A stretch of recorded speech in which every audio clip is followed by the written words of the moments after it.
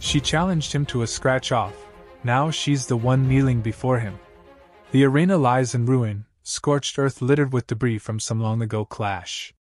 Smoke curls in delicate spirals beneath the sky tinged with the color of spilled blood. A woman crouches amid the wreckage, strands of her obsidian hair clinging to the sweat on her cheeks. Her eyes are like two shards of emerald flame, bright, cunning, feral. She's breathing hard, tension coiled in every line of her lithe frame. Opposite her stands a man in dark combat gear, shoulders broad and arms corded with muscle beneath scuffed tactical fabric. He is motionless, as if carved from stone, his expression unreadable, except for the faint narrowing of his eyes that suggests he is waiting for her next move. She shifts slightly, the strange luminescent markings along her collarbone flickering like trapped lightning. The silence between them spans only a few seconds, yet it feels like an eternity of expectation. Then she sneers, tilting her head in a way that bares her throat but also seems to challenge him to do something about it. "Get on with it, human," she says, low and taunting, each syllable vibrating with an odd resonance that makes his neck prickle. "Or is this the part where you stare me into submission?" He does not respond, not immediately. Instead, he takes a measured step forward, boots crunching on fragments of concrete. The look in his eyes is ruthless. This is a man accustomed to chaos, to cutting down threats before they can strike. Yet there's no haste, no reckless charge. Instead, he circles her, silent as a hunting cat, forcing her to pivot on her knees to keep him in view. Her breath catches, though she masks it with a derisive laugh, and in that laugh, there's a faint tremor. He sees it, and he knows she's not truly beaten, just forced into a momentary disadvantage. The flickering lights along her cheekbones shift in tone, glowing a little brighter, almost pulsing in time with her heartbeat. He can sense her tension, the way her muscles coil, ready to spring. This is a duel that has escalated from a challenge into something personal, a spark of recognition passing between them despite the lethal context.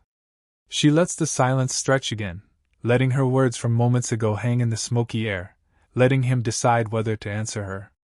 In response, he crouches and places a forearm on one knee, bringing himself closer to her eye level. He still hasn't spoken, and that seems to unnerve her more than any threat could. Her mouth twists into a deeper scowl, and a fresh bead of sweat traces a path along her temple before dropping onto the torn, dusty ground. She refuses to look away. Instead, she drags in a lungful of air, and the luminous markings flare with the motion. She whispers something in a language he doesn't understand, something musical and sharp-edged. Then she bares her teeth, shifting her stance on hands and knees as if to pounce. He sees it in the subtle tension of her shoulders. Yet he still doesn't move. "Damn you!" she hisses. "What are you waiting for?" Finally, his lips curl into something resembling a smile.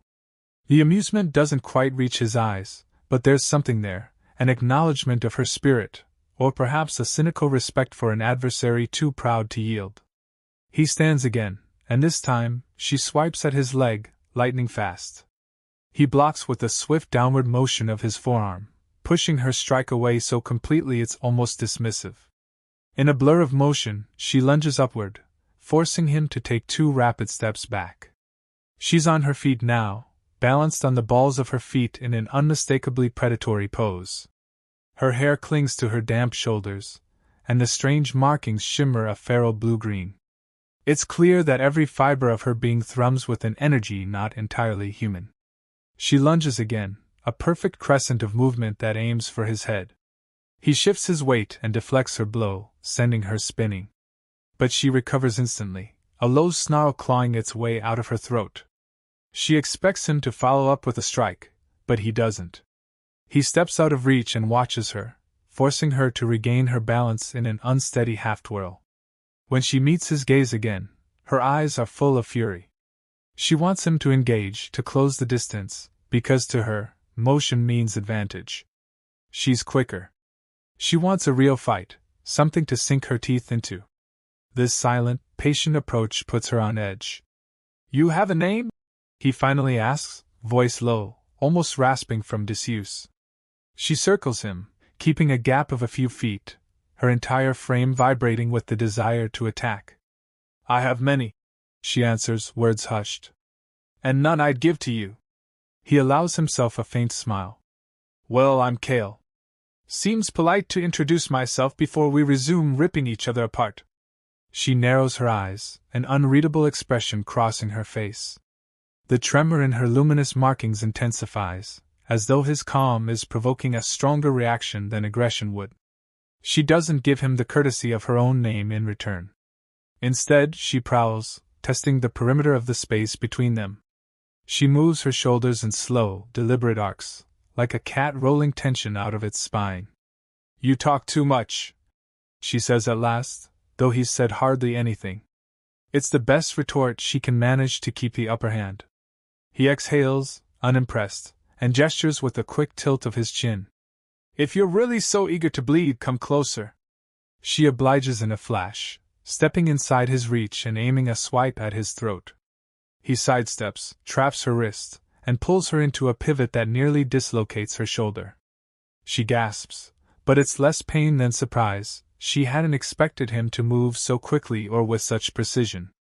Using her own momentum, she drops her weight, twisting her arm free in a fluid, boneless contortion that no normal human could replicate.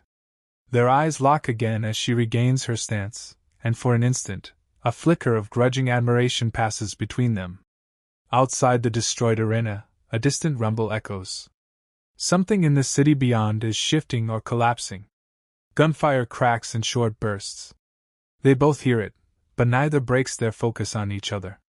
The air is thick with tension, as though they are the only two living beings left in this broken world. She raises her chin, her lips parted, chest heaving. Your species is persistent, she says, voice low. I'll give you that. Kale surveys her with narrowed eyes. He's seen her kind, alien infiltrators, specialized operatives with abilities that put standard soldiers to shame. Yet something about her is different, more potent, and he suspects it's not just the flickering lights beneath her skin. She radiates a lethal grace that commands attention. He knows better than to let his guard drop for even a second. He nods, acknowledging her comment in a way that might even be called respectful. Persistence, he says, is the only reason I'm still alive. She almost smiles, a dangerous half-curve of her lips that doesn't soften her sharp features in the slightest. We'll see how long that lasts. Before he can respond, an explosion rocks the far end of the arena, spraying concrete shrapnel high into the air. They instinctively drop down, each seeking cover among the broken slabs of what used to be a stadium wall. Dust and ash rain down, creating a gray veil that cuts visibility to mere feet. In the chaos, they both sense movement, figures entering the arena from multiple sides. Through the swirling dust, they can make out the silhouettes of heavily armed troops picking their way toward the center. Kale's mouth sets into a grim line. The troops aren't his, and they're certainly not hers either, given the way her markings shift to a more agitated color. They're a third force, opportunists or rival factions. Whichever they are, it's bad news for both of them. Vena, her name is Vena, though she hasn't shared it, crouches behind a fragment of wall, hearing the metallic clink of advanced weaponry. The troops are systematic, scanning the area with searchlights. She closes her eyes for a moment, centering herself, pushing away the lingering ache in her shoulder. She can feel Kale's presence close by, sense the steady thrum of his heart. It irritates her how aware she is of him, especially when there are more pressing dangers. She's never needed anyone to watch her back before. But as the footsteps draw nearer, she realizes she might not have much choice. He peers around the edge of his own cover, counting at least a dozen soldiers fanning out in a tactical formation. They've likely detected life signs or residual energy from the earlier fight. He sees them gesturing, hears the hum of something charging up, some kind of scanning device or a specialized weapon. If he and the alien woman remain separate, each might be pinned down or taken out individually. Forced partnership is the last thing he wanted, especially with someone who just tried to kill him. But survival dictates otherwise. They lock eyes across the distance, separated by dust and broken concrete. She lifts a brow, as if to say, well, what now?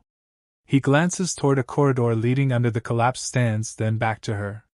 She reads his meaning easily. We head there, together, or we don't make it out alive. She nods, but her expression is tense, coiled with hostility. She's agreeing only out of necessity, that much is obvious. He shifts position, rolling his shoulders. Together, they time their dash to the next piece of cover, and the moment they break out of concealment, the soldiers open fire. Muzzle flashes light up the gloom, bullets ricocheting off rubble. Vena's reflexes are blindingly fast, her body twisting away from a hail of rounds. Kale returns fire with a compact rifle, dropping two of the soldiers who had advanced too far. The pair scramble behind a fallen column, pressed side by side, hearts racing. She's breathing hard, flush against him, and despite the lethal situation, there's a sudden awareness in how her side brushes his. An electric jolt of adrenaline feeds into something else, something that crackles in the space between them. She refuses to acknowledge it. She curses at him in her alien tongue as if it's his fault they're pinned down. He ignores her outburst, focusing on reloading. More bullets pepper their cover, sending chips of concrete into the air. He motions for her to suppress the enemy while he repositions. She bristles, hating the idea of taking orders from him, but the plan is solid. She nods once, a jerky, reluctant gesture. She takes a breath, draws out a handheld device that crackles with built-in energy blades. With a feral grin, she pivots out from behind the column and unleashes a volley of shimmering arcs. It's enough to disrupt the soldiers' formation, forcing them to dive for cover. Kale uses that moment to sprint toward the corridor entrance, rolling behind another fragment of collapsed seating. He can see that the path leads deeper into the understructure of the arena, probably tunnels for service crews or maybe emergency routes. If they can reach them, they might find an exit to slip away unseen. But there's no chance of making it alone, not without leaving her to fend off the entire squad. His jaw tightens. The last thing he wants is to be reliant on a deadly alien who nearly slit his throat minutes ago. But leaving her behind would be both dishonorable and, more pragmatically, a missed opportunity. She could prove useful. He signals for her to join him. She darts across the open space, elegantly weaving around gunfire, and slides in next to him. She's panting, eyes blazing. Without waiting for an invitation, she takes the lead, using her enhanced senses to gauge the best route through the rubble. He's forced to keep pace with her, occasionally firing behind them to discourage any pursuit. The corridor slopes downward, deeper into darkness. Emergency lighting flickers, revealing twisted support beams and cracked walls. Water drips from overhead pipes, forming shallow puddles that reflect their silhouettes in ghostly streaks. They reach a junction where two branching paths stretch in opposite directions. She pauses, turning her head slightly, letting her heightened hearing or whatever extrasensory perception she has guide her. Kale can only stand by, chest heaving, while she deciphers something he can't. Her markings shift color again, settling into a faint luminescent pattern that pulses in time with her quickened breathing. Finally, she points to the left passage, and he gives a curt nod in acknowledgement. As they hurry onward, distant explosions and sporadic gunfire reverberate through the concrete tunnel, reminding them that the entire city is unstable, not just the arena. At one point, the ceiling partially collapses. They scramble back just in time to avoid getting crushed by falling debris. Dust and grit choke the air, making them cough. She meets his gaze in the dim lighting, and for a moment, both are grimly aware of how fragile this alliance is. Necessity ties them together, nothing more. Or at least, that's what each tells themselves. They push on until they emerge into a wide, lower-level service bay that might have once housed transport vehicles. The place smells of rust, oil, and stale water. Half submerged in a flooded corner is a hulking shape of twisted metal that might have been a supply truck. She scans the perimeter, her shoulders tensed. He watches her. He can't help but notice how poised she is, every step measured.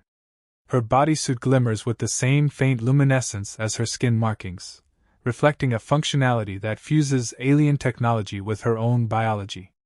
"You're not like the others," he mutters, stepping over a broken steel girder. She shoots him a glare, as though annoyed he'd even speak. "You think you know anything about my kind?" Her tone is dismissive, laced with that resonant vibration that has begun to carve itself into his mind. "I've fought enough of you," he says quietly. "I know your tactics, your superiority complex. But there's something else." She almost laughs, a sound as cold as the water trickling in the bay. "Spare me your insights. I'm not here to trade half-truths about my people." He lets it slide. He's not in the mood to push her, not yet. They need each other for the time being. Once they're safe, if such a concept even exists in this war-ravaged city, maybe then they can resume trying to kill each other, or find out more about each other's motives. For now, survival is paramount. He moves forward, scanning the area with the practiced eye of a soldier used to infiltration. She follows, always half a step behind and to his left. He can almost feel her presence like a tangible heat against his side. It's disconcerting how aware he's becoming of her proximity. There's a subtle hum in his ears whenever she's near, an echo of her voice that seems to linger in the air. He pushes the thought away. Attraction, if that's what this is the last thing he needs. He's learned better than to fall under the spell of anything he doesn't understand, and right now, she's an enigma wrapped in lethal grace. They pass through a shattered doorway into a corridor strewn with rubble and the occasional body. Whether these corpses belong to her people, his, or some third faction is unclear. She steps over them without a hint of remorse, eyes fixed forward. He finds that apathy chilling, though he's not exactly brimming with sympathy himself. War has stripped them both of illusions.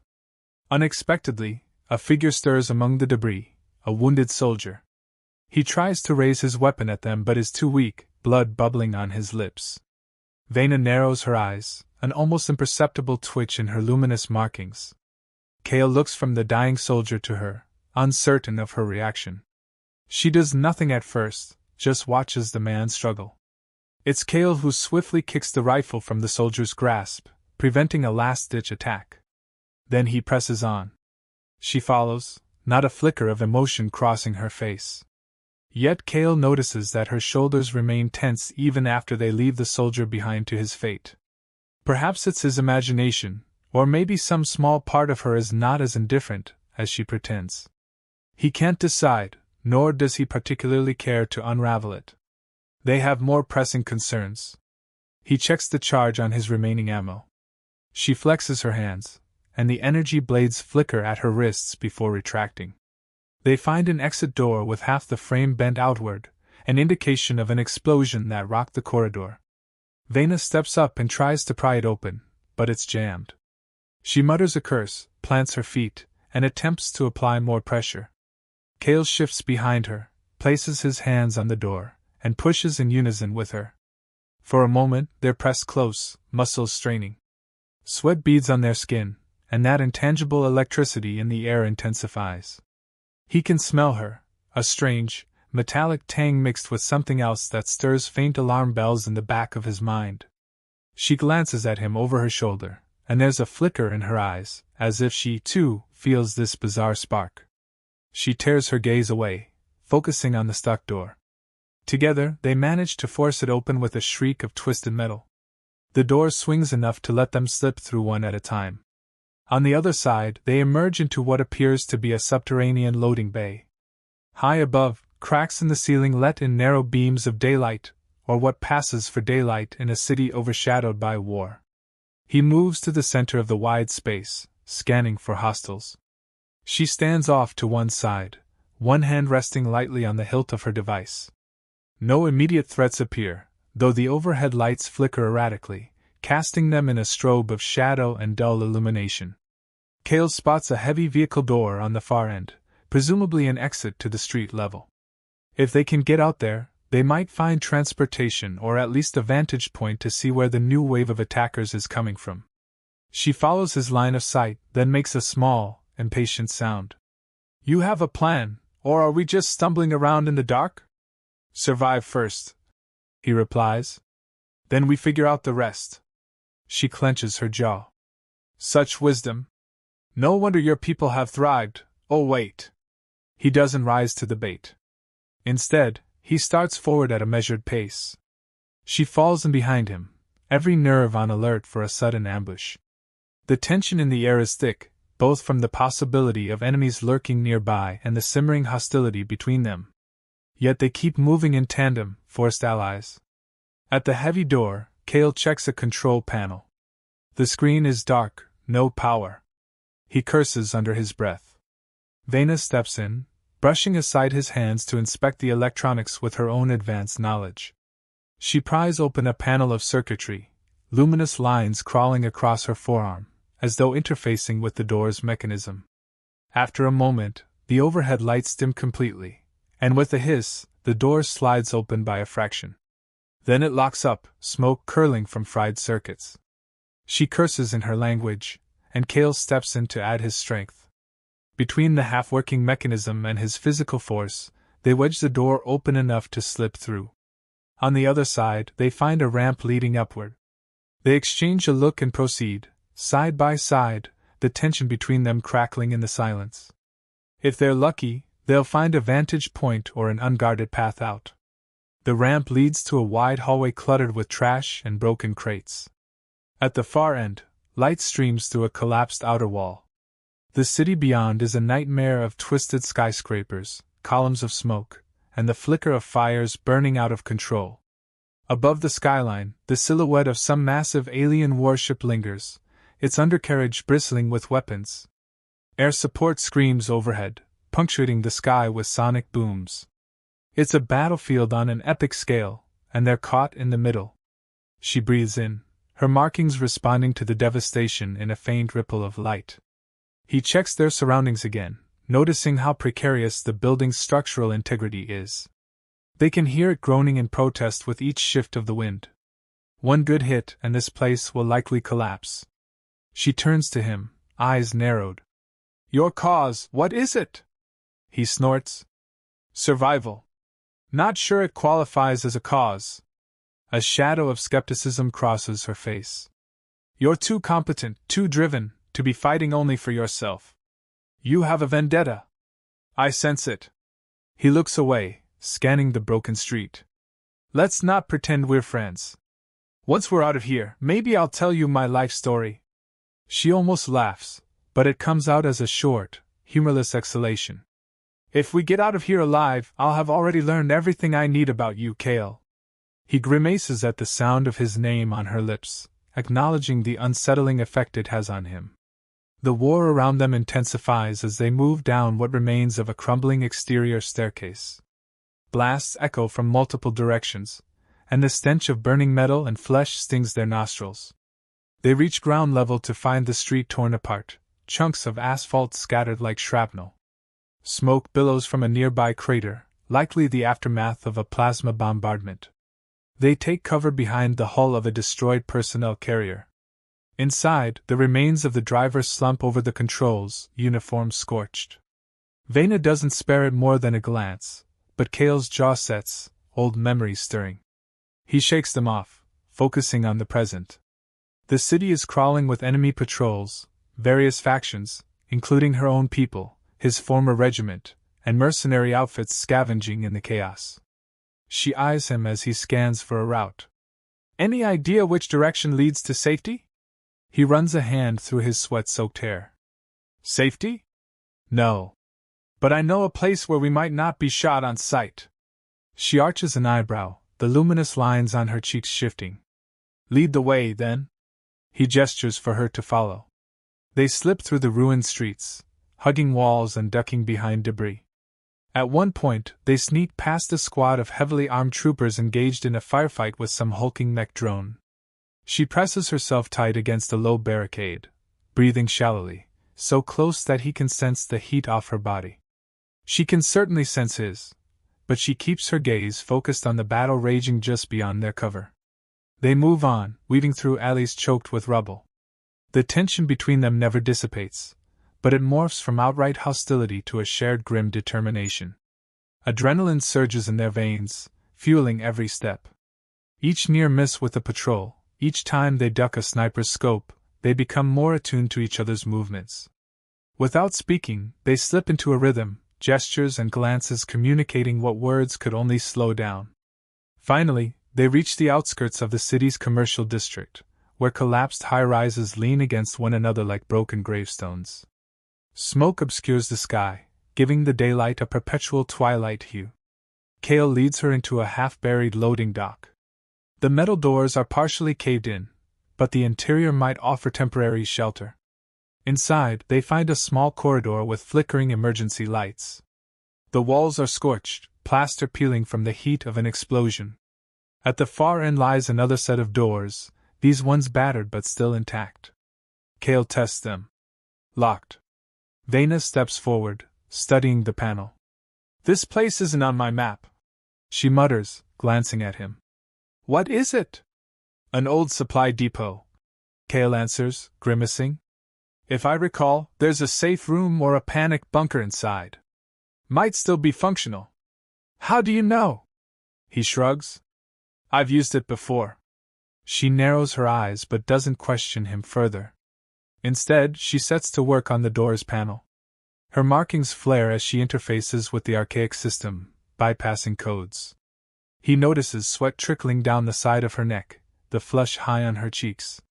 She's clearly exerting a great deal of energy. Still, she persists, jaw clenched. Kale stands guard, scanning the corridor. At any moment, someone could find them. The muffled booms outside provide a discordant soundtrack. Finally, with a hiss, the doors unlock. She yanks one open, revealing a small, dark antechamber beyond. They slip inside, closing the doors behind them. The space is cramped, lit only by a single flickering bulb.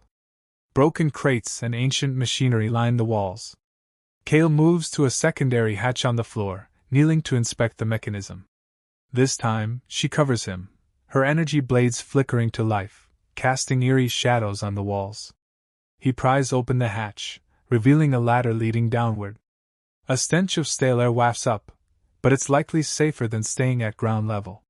He nods to her, and she silently begins descending. He follows, pulling the hatch shut above them. Darkness engulfs them except for the faint glow from her markings. The ladder shakes with each rung, and water drips from somewhere. After several moments, they reach the bottom, splashing into ankle-deep water. She steps aside, scanning what appears to be an underground corridor that extends deeper into the gloom. The flicker of her markings illuminates the craggy walls. He flips on a small flashlight attached to his gear, revealing a man-made tunnel that curves around a corner. Old pipes run overhead, some leaking a slow trickle of brackish water. The air is damp, with a faint chemical tang. "This is your safe place?" she murmurs, unimpressed. "Not exactly the penthouse suite," he mutters back. "Come on." They wade through the shallow water, rounding the bend. The corridor branches off, but Kale leads her to the right, where a sturdy metal door stands. Its locking mechanism is mechanical rather than electronic, which is both good and bad. Good because it's less likely to be disabled by the city's failing power grid. Bad because picking a mechanical lock can be more time-consuming. Vena kneels, examining the lock, her fingers glowing with subtle currents of energy. She tries to manipulate it, but quickly realizes her talents are more suited to bypassing electronic systems. He crouches beside her, rummaging through a pouch at his belt. He extracts a small kit of manual lockpicks. She smirks, stepping back to let him work. He inserts the picks, carefully feeling for the tumblers.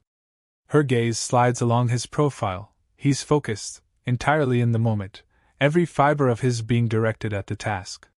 She feels a pang of something, maybe curiosity. She wonders how a soldier like him learns such delicate skills. It feels at odds with the brute strength he displayed earlier.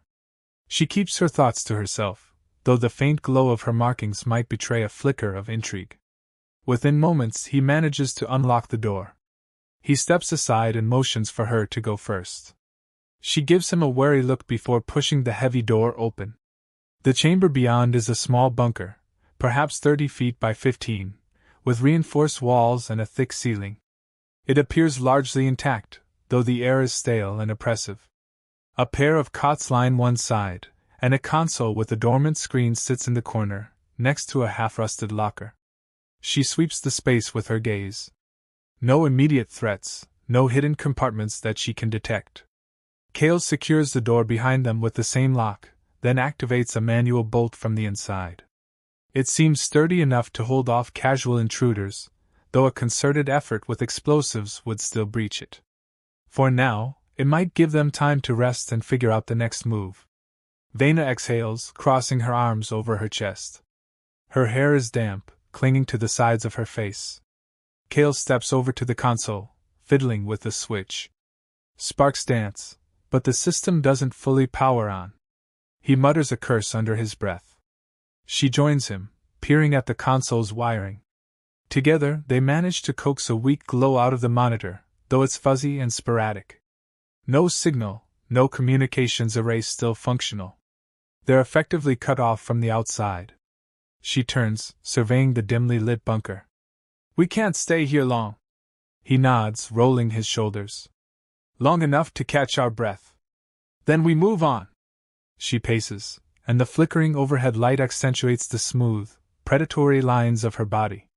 Kale can't help but notice, even though he tries to keep his gaze fixed on the console. She's impossible to ignore. Every movement of hers is deliberate, edged with a feral undercurrent that sets his nerves on alert. He senses that she's equally aware of him, even if she pretends otherwise. He crosses to the locker, prying it open. Inside are a few outdated supplies, a couple of MRE packs, some sealed water containers, and a half-empty first aid kit. He tosses one water container her way. She catches it easily, never taking her eyes off him, then sips. The luminous lines on her cheeks shift slightly, as though they sense the hydration. He stares for a moment, then looks away, rummaging through the kit. He finds bandages and a small stash of painkillers. Any injuries? He asks without inflection. She shrugs, rolling one shoulder as if testing its range. Nothing that won't heal. Her voice is taut, perhaps a little more than before. He guesses that she's bruised or battered under that sleek bodysuit, but she refuses to show weakness. He respects that, even as he finds it infuriating. He's used to dealing with braggarts in the field, but she's a different breed, intelligent, cunning, and too proud to let him see her vulnerable. Well, that suits him fine. Vulnerability can be a liability. He settles onto one of the cots, feeling the day's exhaustion claw at his muscles. She remains standing, hovering near the door, as though prepared to bolt at the first sign of betrayal. The tension isn't going away, but there's a thin veneer of cooperation holding them together. For now, it'll have to be enough. She breaks the silence first. Why did you leave your unit? He tenses, shooting her a hard look. Who says I had a unit? She rolls her eyes, a very human gesture that surprises him. You're not just any soldier. You move like someone trained in advanced tactics. You have specialized gear. You know how to handle multiple hostile forces without panicking. Your little vendetta's written all over you. He grunts, running a hand through his short hair. I don't owe you an explanation. Maybe not, she concedes, crossing her arms. But I'm curious. Her voice resonates with that strange frequency, like a subtle hum that scratches at his composure. He stands from the cot and closes the distance between them in a few steps. He doesn't threaten her, not exactly, but the sudden proximity makes the air crackle. Her markings flare, and she fixes him with a glare that dares him to try something. Curiosity kills a lot of things in this city, he says, voice low. Focus on surviving. She cocks her head, the faintest smirk curving her lips. I'll keep that in mind. He turns away, trying to shake off whatever thrumming tension lingers between them. Instead, he occupies himself with the console, though the partial power is failing. She resumes her pacing, eyes scanning the bunker for any sign of hidden threats or resources. Time crawls, punctuated only by the distant rumbles of explosions. Finally, they accept an uneasy truce of silence. He sits back on the cot, arms folded, half dozing with one eye open. She remains on her feet, occasionally letting herself rest against the wall, though never fully letting down her guard.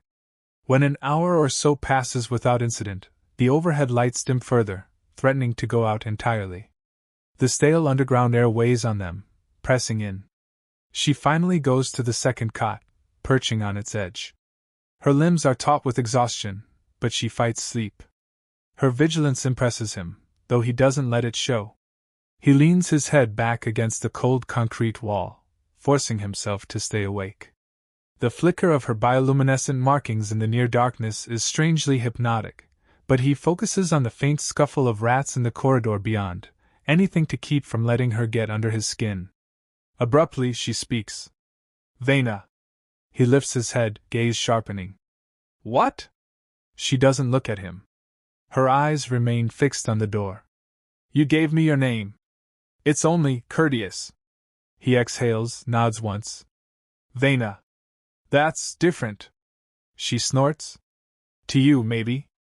To my people, it's ordinary enough. Silence settles again, but something shifts, an almost imperceptible softening in the hostility. It's not friendship, far from it, but acknowledging each other by name is a step beyond treating one another as nameless foes. He closes his eyes, letting the quiet settle. Outside, the war continues unabated, but in this bunker, time feels suspended. A sudden crash echoes through the corridors above, jolting both of them upright. She's on her feet first, energy blades humming at her wrists. He douses the flickering overhead light, plunging them into near darkness. Only the glow of her markings and the faint beam of his flashlight remain. They move to the door, listening. There's nothing at first, then a burst of static-laced shouting. Someone, or something, is up there. And it sounds like it's getting closer. He motions for her to stand ready, and he unlocks the door just enough to crack it open and peer out. Flickers of light dance off the water in the corridor, but the path is empty. The noise grows louder, and it's coming from above, near the collapsed structure they came down. A second crash rattles the tunnel, sending a thin plume of dust down from the ceiling. She glances at him, and in that look, there's an unspoken question: do we fight, or do we run? He quietly shuts the door, locking it again. If they find the hatch, we might have to defend ourselves, he says under his breath. But if we go out now, we'll run headlong into whatever that is. She tenses, scanning the bunker for alternative exits. There are none. This place is a trap. He grimaces. Better here than out in the open. At least we have a defensible position. She isn't satisfied with that answer, but it's all they've got. They killed the last of the lights, plunging themselves in complete darkness except for the faint, pulsing glow of her patterns. He positions himself by the door, weapon ready. She stands on the opposite side, energy blades extended. They wait, listening intently. Every crash, every shout, makes their hearts pound harder. Minutes pass, or maybe it's hours. The shouts fade, replaced by distant echoes of gunfire. Then silence. They remain vigilant, but no further sounds come from the corridor. Finally, he exhales and rests his back against the wall. We'll give it a bit more time, he suggests, voice hushed. If it stays quiet, we'll see if we can slip out. She nods, but her stance remains guarded. He's about to say something else when a ripple of tension washes over her form. She winces, staggering slightly. Instinctively, he steps forward, hand outstretched, though he doesn't touch her. You all right? She straightens, anger flashing in her eyes. I'm fine. But she isn't. The flush on her cheeks, the uneven pulse of her markings, something's happening. She presses a hand to her side, inhaling sharply. He catches a glimpse of a dark stain on her bodysuit, just below her ribs. Blood or some alien equivalent. She must have taken a hit earlier in the chaos, one that's starting to catch up with her now that the adrenaline is wearing off. His voice is gruff. Sit down. Let me see. She tries to brush him off, but a wave of pain makes her buckle. He catches her arm, guiding her to the cot. With trembling fingers, she fumbles at the fastenings of her suit. He hesitates, uncertain if she'd want his help, but she gives a curt nod. Carefully, he unseals a portion of the bodysuit to reveal a deep laceration across her side, bleeding a dark, viscous fluid that glistens faintly under the dim glow. Her skin around the wound is already bruising in shades of purple and green, unlike human bruises. She hisses when the cool air hits the injury. He sets to work with the first aid kit, cleaning the wound as best he can with limited supplies. She grits her teeth against the pain. He applies a coagulant dressing, hoping it'll work on her physiology, though he's not entirely sure. She breathes fast, luminous patterns racing along her skin in erratic pulses. Every so often, her gaze flickers to his face. There's a certain vulnerability here, forced by necessity. She's letting him tend to her, letting him see the fragility beneath the lethal exterior. Despite himself, he feels an uncomfortable churn of protectiveness in his gut. He pushes it away, focusing on stopping the bleeding. She is not his ally, not truly. But in this moment, they rely on each other. Her breath hitches as he secures the bandage. He casts her a questioning look, and she forces out words through clenched teeth. "The pain is manageable," she insists. He nods, stepping back. "Try not to move too much." She stares at him, something guarded but almost grateful flickering behind her eyes. The tension between them is thicker than ever, layered with exhaustion, pain, and an undercurrent of something more. He looks away, clearing his throat. "You should rest," he mutters. "I'll keep watch." She doesn't respond immediately, just closes her eyes, forcing herself to steady her breathing. He returns to the door, crouching with his back against the wall. The minutes stretch on, and finally, he hears the soft pattern of her breathing even out. He glances over to see her lying on her side, markings dimmed, lips parted in uneasy slumber. He wonders if her kind dream, or if they're plagued by nightmares as humans often are. He keeps silent watch, rifle across his knees, gaze sweeping the darkness. Despite her hostility and alien nature, he can't help but feel a strange sense of responsibility in this moment. He knows that if she'd found him wounded, she might have left him behind. Or maybe not. There's so little he knows for sure, other than the fact she could have killed him already if she wanted. She certainly had opportunities. The question is why she didn't. He shakes the thought away. Sleep threatens to pull him under, but he resists. His mind drifts back to the mission that brought him to this ruin in the first place, to the men he lost, to the vendetta that fuels him. He clenches his jaw, determined not to let the swirl of memories distract him now. At some point, exhaustion wins out, and he dozes for a few minutes. When he snaps awake, heart pounding, he finds her sitting up on the cot, watching him. Her expression is unreadable in the dim gloom. She doesn't speak, and he doesn't ask how long she's been awake. Instead, he stands, stretches, and walks over to check her bandage. She allows it without protest, though her muscles remain tense.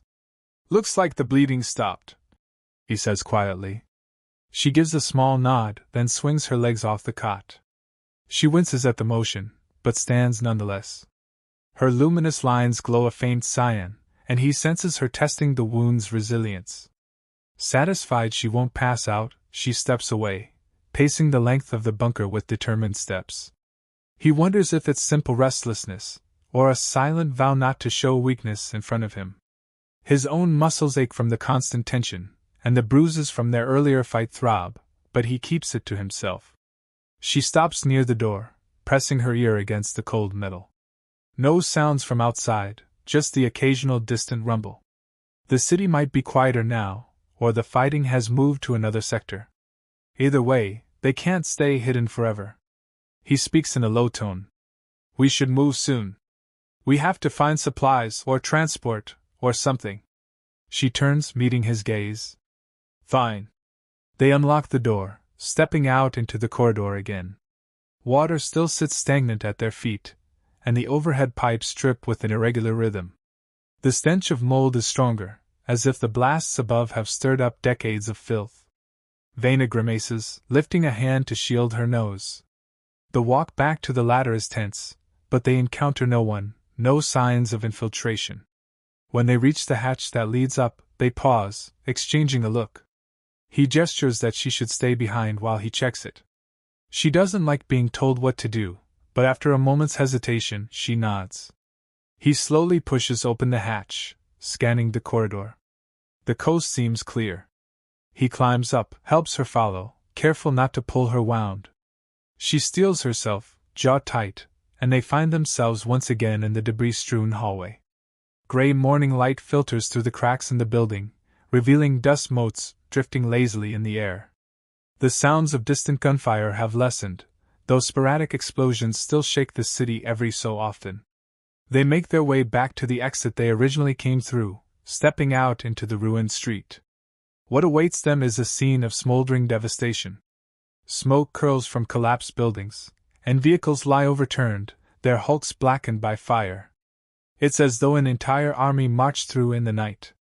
They move cautiously, scanning for signs of patrols. Vena's eyes dart around, her alien senses picking up more than Kale's could. He tries to keep track of the vantage points that might house snipers or automated turrets left behind by retreating forces. Eventually, they stumble upon a makeshift barrier of sandbags and rubble, behind which a handful of soldiers lie dead, rifles strewn at awkward angles. Flies buzz. Vena wrinkles her nose at the stench. Kale checks the remains, grim determination in his expression. He finds minimal ammo, some of which is incompatible with his weapon. She kneels by one soldier who's face down, flipping him over to reveal a symbol on the uniform that she does not recognize. Kale sees it and feels a twist in his gut. It's not the insignia of her people, nor of the faction he once belonged to. This is a new force. Or perhaps an old one that's rebranded. War breeds endless splinter groups. He takes a quick inventory of the gear, tossing aside what's useless. Vena stands guard, scanning the street. She suddenly tenses. He glances up, following her line of sight. In the distance, a column of armed figures moves through the rubble. They seem organized, methodically clearing each section. It's only a matter of time before they reach this position. He taps Vena's shoulder, motions for her to take cover. They slip behind a partially collapsed wall, waiting, hearts pounding. The patrol moves closer, and they can hear voices barking orders. Not in any language Kale recognizes. He risks a peek and spots advanced rifles, ballistic armor, and a few individuals with some kind of sensor equipment. They're scanning for life forms. His pulse quickens. They need to relocate fast. But if they move too soon, they'll be spotted. Vena tenses, her luminous markings flaring as adrenaline courses through her. She grips her energy blades, the hum barely audible over the pounding of her heart. The scanning device beeps, and the group halts. One soldier mutters something, pointing in their general direction. Kale curses under his breath. They have seconds to decide, fight or flee. He gestures silently, indicating they should move deeper into the ruins. She nods, but as they start to slip away, the sensor's beep intensifies. Shouts ring out, and the patrol converges, firing blindly into the rubble. Chunks of concrete explode around them, dust filling the air. They sprint, weaving through the debris, bullets whizzing past. Kale fires back in short bursts, keeping the enemy pinned down momentarily. Vena uses her agility to vault over a collapsed beam, then darts behind a half-demolished wall. Kale follows, trying to cover their retreat, but the sensor operators have locked onto them. They can hear the beep following their movements, relentless. Panting, they find themselves boxed in on three sides by collapsed structures. The only way out is through the patrol or up a precarious mound of rubble. Vena gestures to the mound with a determined look, and Kale nods. It's risky, but waiting here to be flanked is suicide. They scramble up the shifting debris. Behind them, the patrol closes in, and more bullets streak the air. One ricochets off a metal girder, narrowly missing Kale. He ducks, heart pounding. Vena leaps to the top of the mound, reaching a broken ledge that leads onto what used to be a second-story walkway. She extends a hand down to Kale. He hesitates for a split second, old instincts about trusting no one warring with the immediate reality.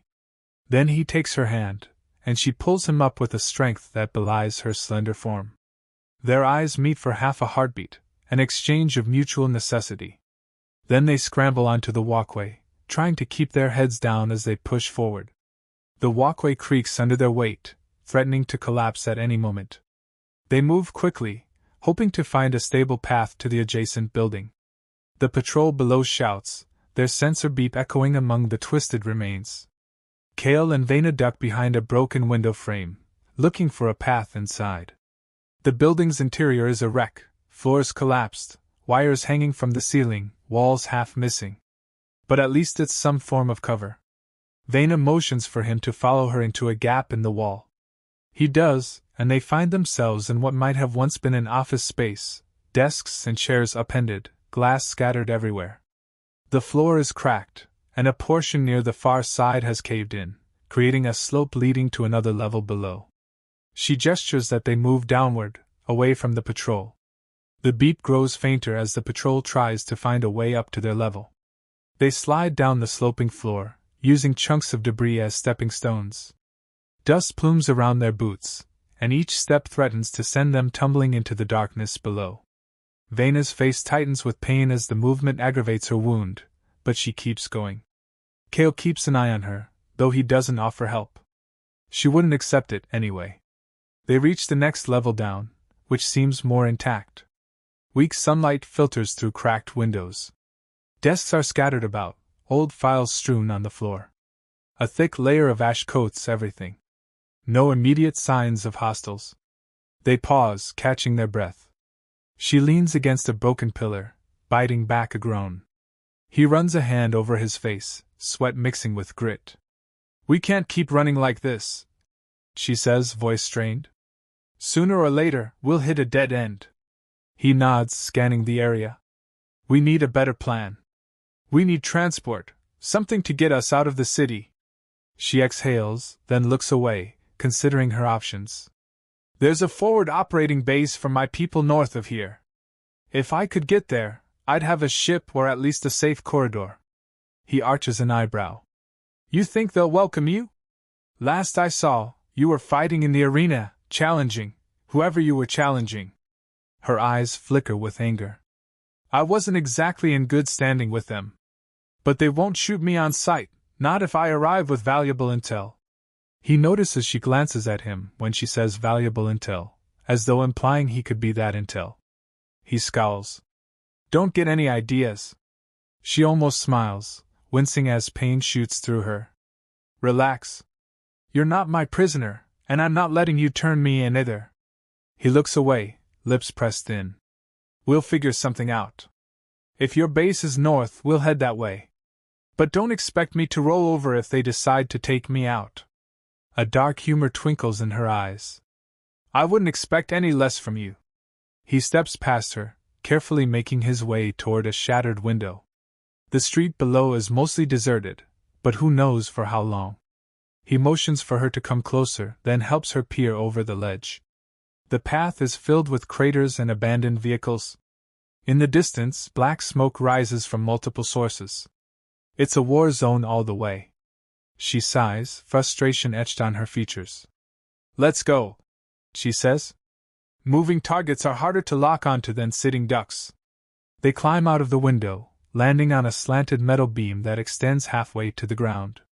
She slides down first, stumbling a bit as she lands. He follows, steadying himself with a quick crouch. Immediately, they press themselves against the side of the building, scanning the street for movement. Nothing. They slip into an alley, stepping over broken glass and twisted metal.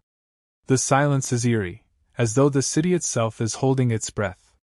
After several blocks of tense progress, they encounter more signs of battle: burnout mechs, piles of rubble, vehicles crushed by fallen architecture. Occasionally, they spot a corpse or two, but no living beings. It's as though a wave of destruction passed through and left nothing behind. A swirl of dust drifts past, catching the light in a ghostly dance. The forced partnership weighs on both of them. Neither speaks much, focusing on each new peril. They take turns at corners, scanning for threats. When they do communicate, it's reduced to gestures or single-word commands, each wholly invested in survival. Yet the tension between them, beneath the surface, never disappears. If anything, it grows stronger the more they rely on each other. A subtle magnetism draws their attention when they're too close, a heightened awareness of the other's breathing or shifting weight. They ignore it for now, but it's there, a slow burn that intensifies with every shared risk. At one point, they climb over the remnants of a broken barricade, their bodies pressed together in the tight space. A spark runs through them both when her hip brushes his. She refuses to acknowledge it, forging ahead, but her cheeks darken slightly. He clenches his jaw, forcing himself to think only of the next step, the next cover. Still, adrenaline surges in his veins, and it's not just from fear or tension. He senses it in her, too, some primal recognition that their survival is bound together in more ways than one. After an hour of navigating the war-torn streets, they find a vantage point at the upper floor of a collapsed building, overlooking a wide boulevard. From there, they can see to the north, where the city's skyline is less ravaged. Columns of smoke still rise, but the area looks marginally more intact. She points to a distant structure that looks like a gleaming spire, battered but still standing. "That's the outer ring of the sector," she says quietly. "My people's base is a few kilometers beyond." He nods, scanning the route. "It won't be easy. Pockets of fighting could be anywhere.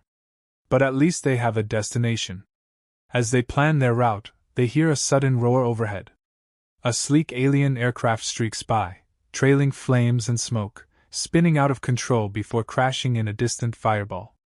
She grimaces, and he sets his jaw.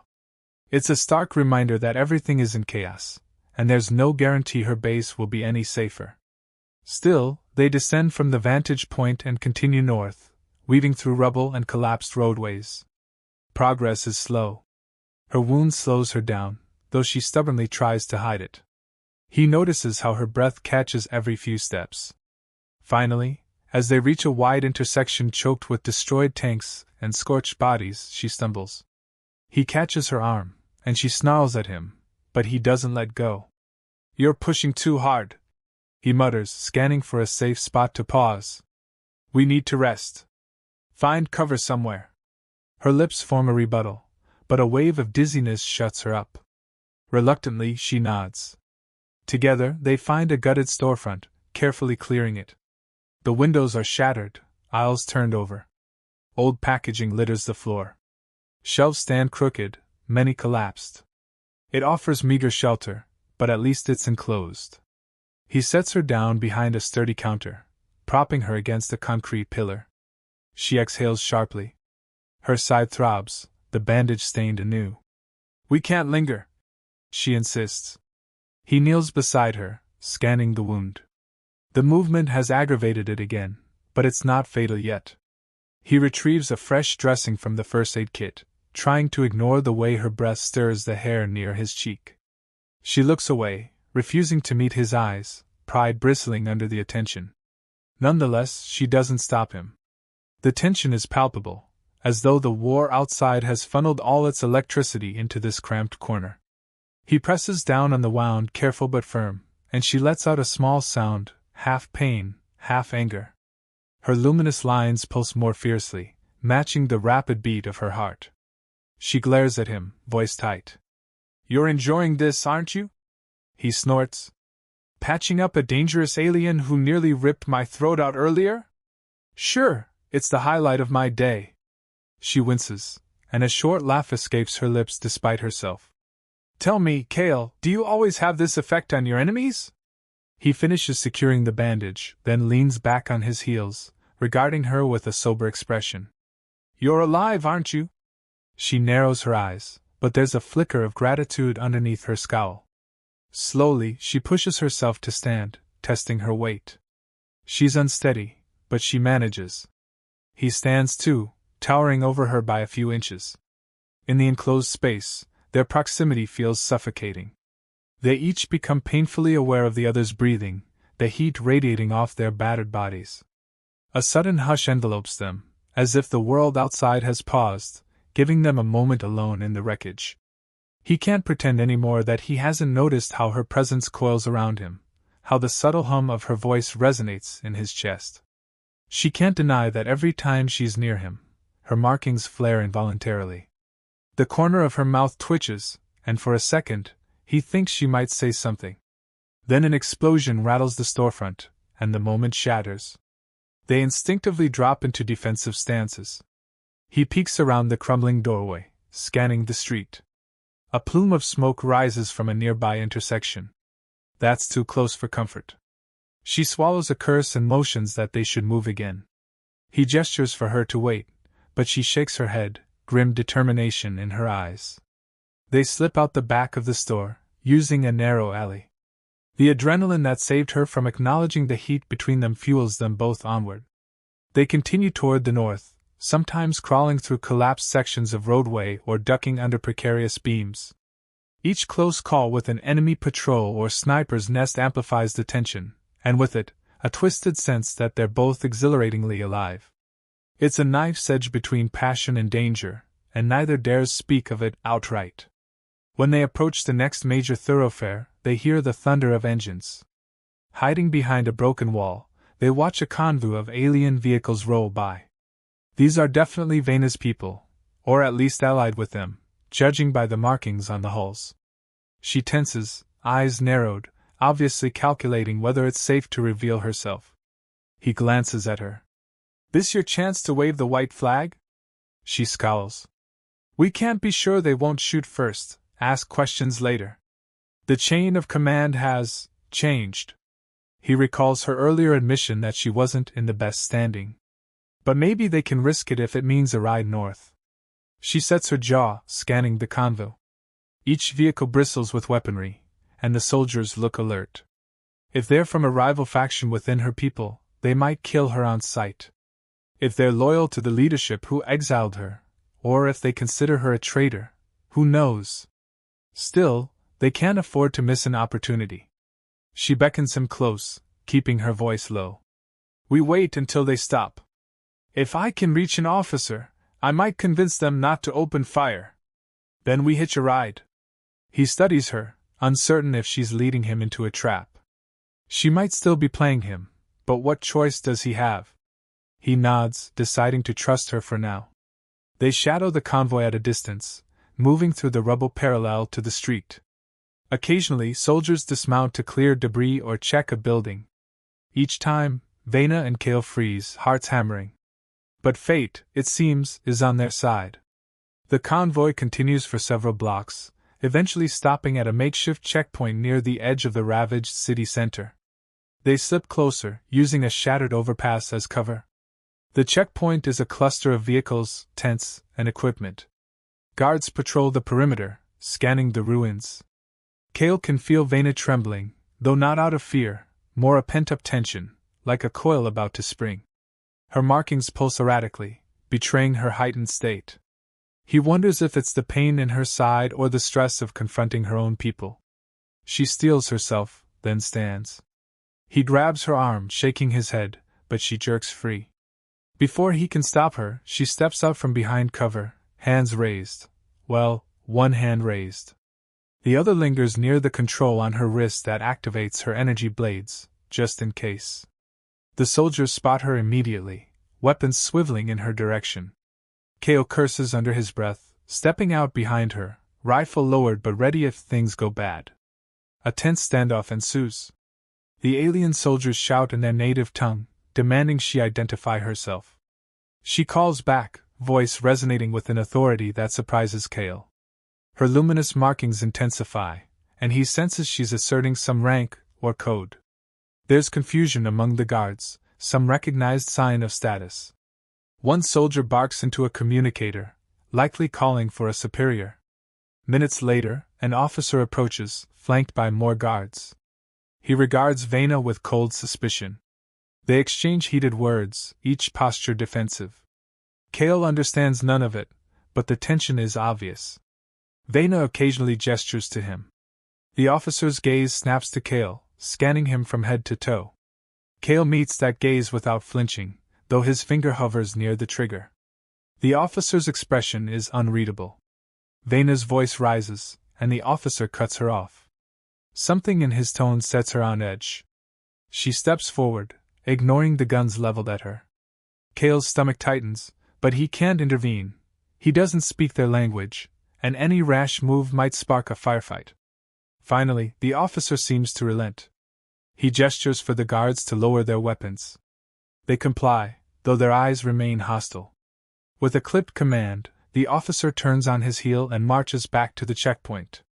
Vena exhales, shoulders sagging slightly, and motions for Kale to follow.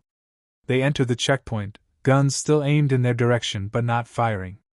Vena stands close to Kale, her presence a silent reassurance that he's under her nominal protection. He eyes the vehicles, advanced troop transports that hover just above the ground on some sort of repulsor technology. Soldiers mill about, giving Kale nasty looks. It's clear humans aren't welcome, but for the moment, they tolerate him. The officer leads them to a temporary command post, a tent with a hollow map of the region flickering on a large console. Inside, the officer and Vena engage in an intense discussion. Kale watches, noticing how the officer's face contorts in anger at some of Vena's statements. She remains calm, though her fists clench behind her back. Finally, she gestures to her wound, partially hidden by her suit, and the officer gives a curt nod. A medic steps forward, scanning Vena with a handheld device. She allows it, though her gaze never leaves the officer's face. Kale stands awkwardly, trying to appear non-threatening. Another soldier prods him, ordering him to relinquish his rifle. He hesitates, but Vena turns to him and murmurs a single word in his language. "Do it!" Reluctantly, he hands the weapon over, though he keeps the combat knife hidden at his waist. The soldiers lead him out of the tent, separating him from Vena. He clenches his teeth but goes along, aware that resistance could spark violence. He can't possibly win. As he's escorted away, he catches her eye. She gives a subtle nod as if to say, "Trust me." They put him in a confined area near the vehicles, guarded by 2 heavily armed troopers. He can't see Vena anymore, but he assumes she's negotiating or briefing the officer. Time drags. He fights the urge to lash out, to reclaim his freedom. Yet some instinct tells him that might doom both of them. He tries to remain calm, focusing on the battered cityscape beyond, scanning for potential escape routes if all goes wrong. After what feels like an hour, Vena emerges with the officer and the medic. The officer barks an order, and one guard lowers his weapon. Vena comes to stand before Kale, her expression guarded but calmer than before. Her wound is freshly dressed by more advanced materials than Kale's kit could provide. The officer regards Kale with a blend of distaste and weary pragmatism. Vena addresses Kale in a clipped tone. "We have clearance to travel north with them, but you're on a short leash. The officer doesn't trust you." Kale snorts. "Can't blame him. I'm not exactly thrilled about this either." She grimaces. "It's our best shot. They'll drop us near the base perimeter. After that, we're on our own." He glances around. "What's stopping them from shooting me once we're out of the city?" She lifts a slender shoulder, luminous lines flickering. "I made a deal. They won't kill you unless you give them a reason." He catches the subtle emphasis and wonders what she promised in return. Before he can ask, the officer barks more orders. A transport hums to life, side doors sliding open. Vena gestures for Kale to follow her aboard. He climbs into the cramped interior, finding seating designed for alien physiology. He wedges himself in, knees uncomfortably bent. She settles across from him, ignoring his discomfort. The officer remains outside, discussing logistics with a group of soldiers. Then, with a final gesture, the officer steps away, and the transport rises on its repulsors, gliding forward to join the convoy. They accelerate through the ruined streets. Kale peers out a narrow viewport, watching the destruction roll by. Vena stares at him, arms folded, her expression inscrutable. Finally, the tension between them and the awkward proximity inside the transport prompts him to speak. "What did you offer them?" She exhales, narrowing her eyes. "Information on certain faction movements, a promise to lead them to some supply caches. I have connections. I burned a lot of bridges, but I still know where the bodies are buried, so to speak." He nods slowly. "So I'm part of your package?" She cocks her head. "They know a human soldier of your caliber could be useful. Or at least that's what I implied." His jaw sets. "So I'm a bargaining chip." She leans forward, her voice a hiss. "Don't act betrayed. You would have done the same to me in a heartbeat." He can't deny that. Still, resentment boils. She notices, and for a fleeting instant, A hint of regret passes over her face. Or maybe he imagines it.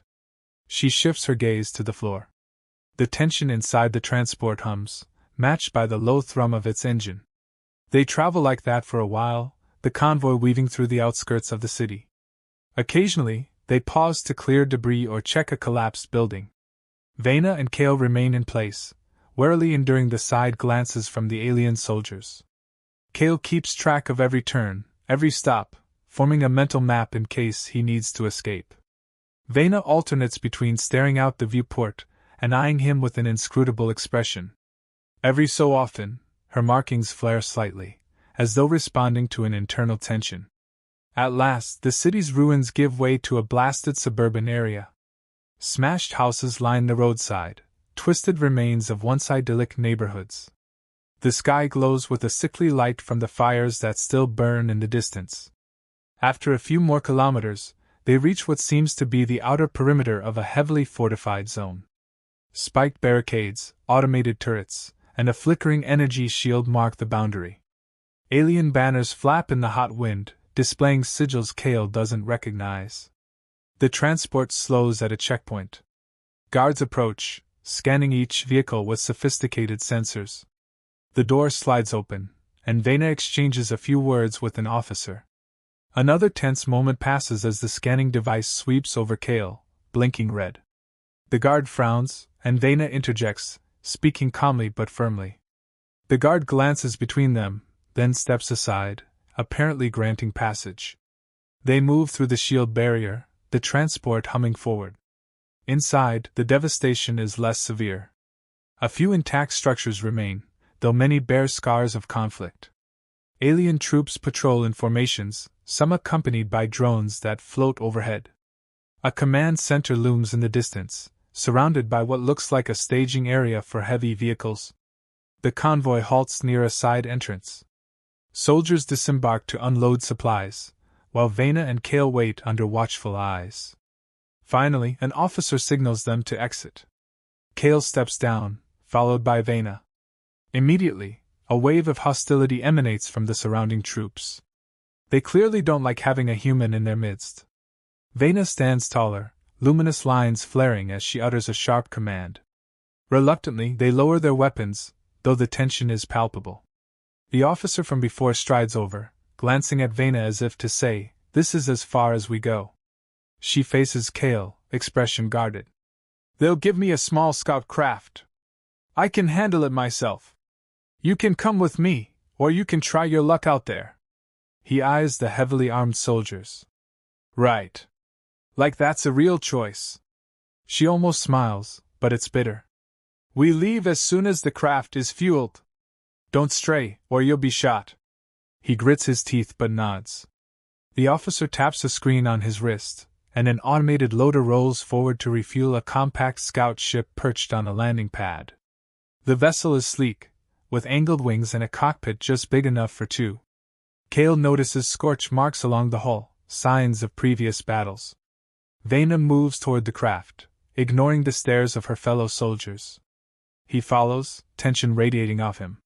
He can practically feel the weight of 100 hostile gazes on his back. A handful of words are exchanged between Vena and the officer.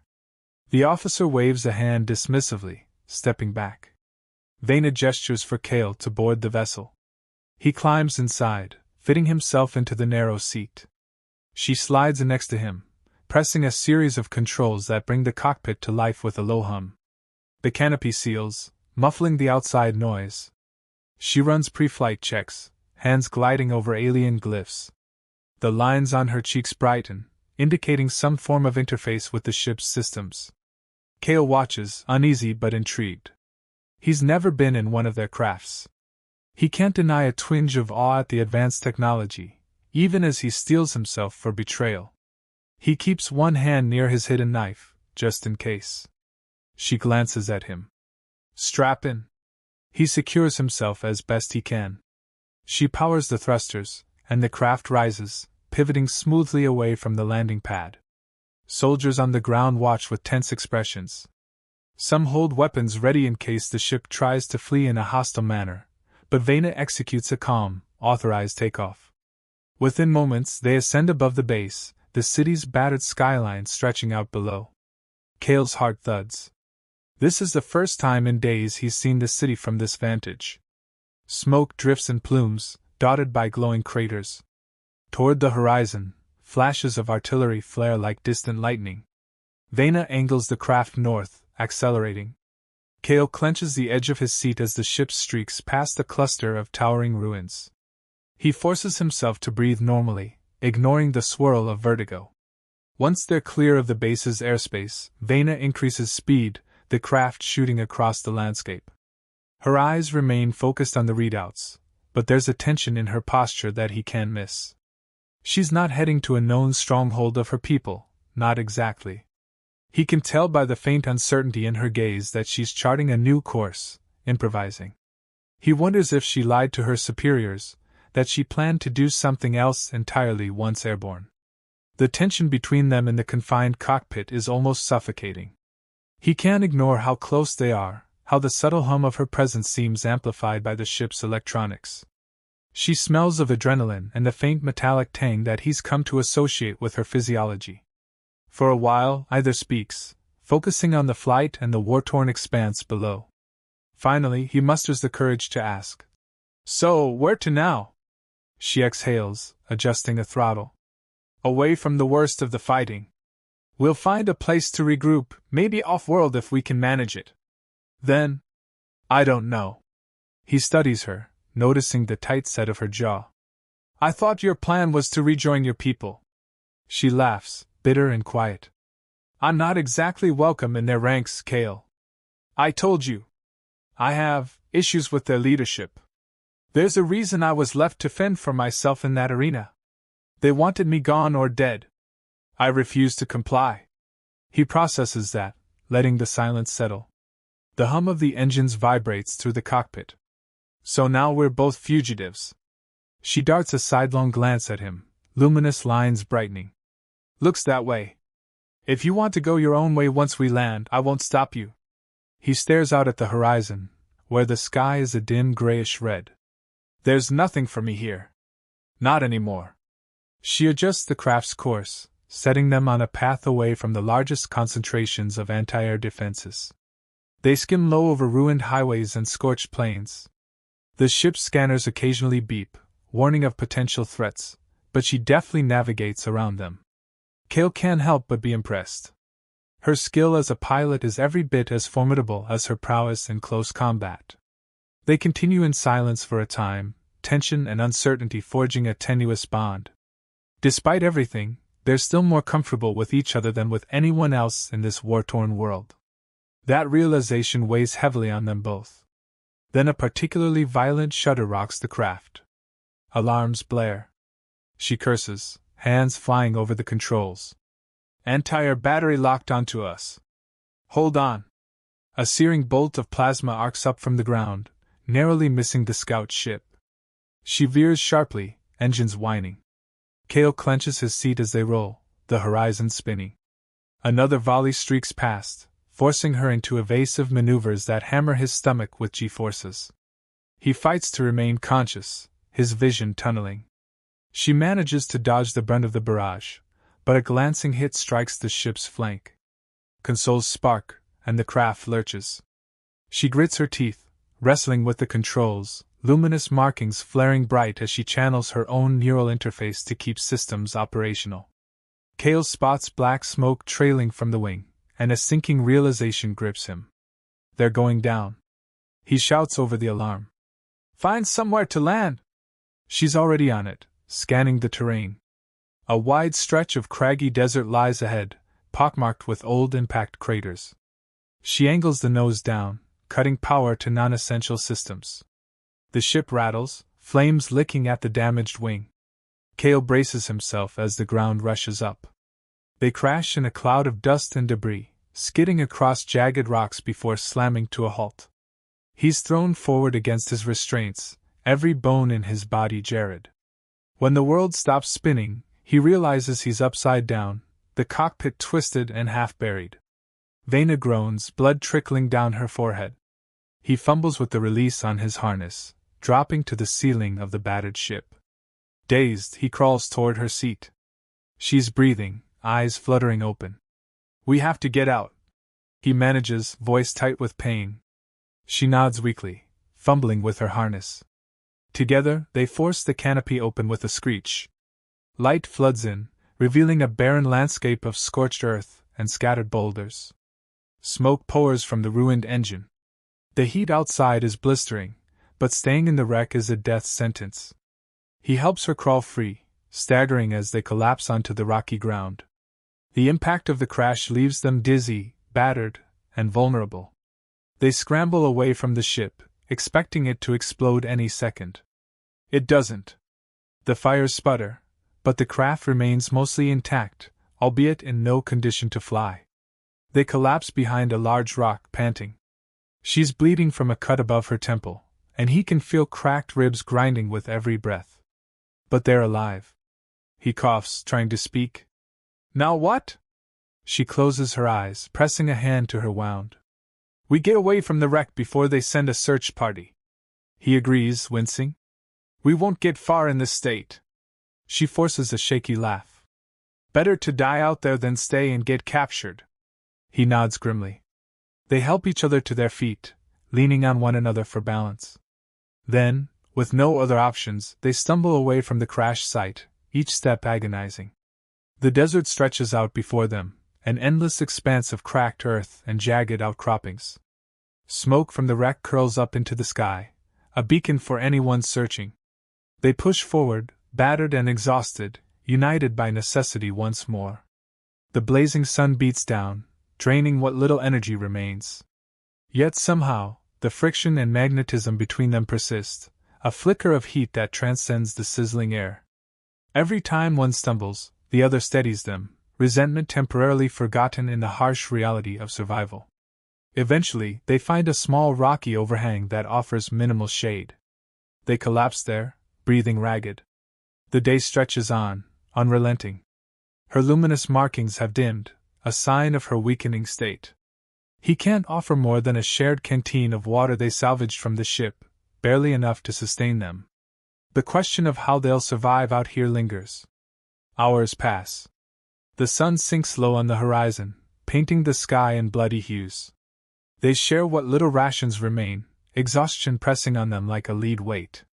In the fading light, he notices the tension in her jaw, the sheen of sweat on her brow. She notices the labored rise and fall of his chest, the bruises forming across his abdomen. Neither can deny that they're running out of time. As darkness settles, the temperature plummets. They huddle together for warmth, an awkward necessity that neither finds easy. Yet the cold is merciless, and they have only the tattered remains of their clothing and battered armor. He feels the trembling of her body against his, and she senses the stiffness of his battered ribs. Proximity forces a new kind of intimacy, one born of survival, but layered with the unspoken tension that has stalked them from the beginning.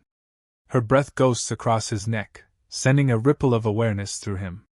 Despite the dire circumstances, or maybe because of them, something stirs in the silence. No gentle words pass their lips, they're both too proud, too guarded. But in the faint moonlight, her eyes find his, and he sees in them a mixture of defiance and desperation that mirrors his own. A slow burn ignites, the culmination of every near-death experience, every forced moment of trust, every time they've clashed in battle. He inches closer, not even sure what he's doing. She doesn't pull away. Their faces are inches apart, breath mingling. A spark leaps between them, fueled by adrenaline, by fear, by a reluctant admiration that's grown in the crucible of conflict. Neither moves for a heartbeat, 2 heartbeats. Then, like an explosion of pent-up fury and need, their lips collide. It's not gentle. It's a battle, each trying to dominate the other. His hand snakes around her waist, pulling her closer despite the pain in his ribs. She grips the back of his neck, nails digging in, her markings flaring as if a lightning storm brews beneath her skin. They pour anger, frustration, and a twisted sense of relief into that kiss. No words can capture the raw intensity of it. When they finally tear apart, gasping, the cold air is a harsh reminder that they're still in the middle of a freezing desert night, wounded and barely clinging to life. She looks away first, luminous lines flickering erratically. He rubs a thumb across his lower lip, tasting blood. He's not sure if it's his or hers. The moment feels seismic, as though it's changed the axis on which they stand. They don't speak about it. They can't. There's too much unspoken history, too many layers of hostility, war, and survival. Yet something has shifted irrevocably. They cling to each other for warmth, tension pulsing in every shared breath. Despite the friction, they can't deny that this precarious partnership has evolved. When dawn comes, painting the sky with pale light, they rise, aches and bruises be damned, and continue walking. Step by step, they search for a path out of this hellscape. Every so often, he reaches for her arm, where she steadies him, and their eyes meet with a flicker of something both dangerous and undeniable. By midday, the sun is high, scorching them anew. Their water is almost gone. Vena stumbles, her side wound reopened, crimson seeping through the makeshift bandage. He curses, lowering her onto a rock. She clenches her teeth, refusing to let out so much as a whimper, but the pain is etched on her features. He tears a strip of cloth from his gear, presses it to the wound. "Hang on," he whispers. She sucks in a breath, luminous lines flickering weakly. Her gaze flicks to his, a defiant challenge. "I'm not dying here." He presses harder, ignoring how the cut in his own arm throbs. "Neither of us is." She closes her eyes, controlling her breathing, and after a few moments, the bleeding slows. He helps her stand again, though she leans heavily on him. Time blurs as they trudge across the rocks, searching for any sign of shelter or rescue. Just when desperation threatens to overwhelm them, they crest a rise and spot a canyon below. Within that canyon, there's the faint gleam of metal, a structure, possibly a hidden outpost or research station. She blinks, trying to focus. "That might be our best shot." He narrows his eyes. "Could be hostile."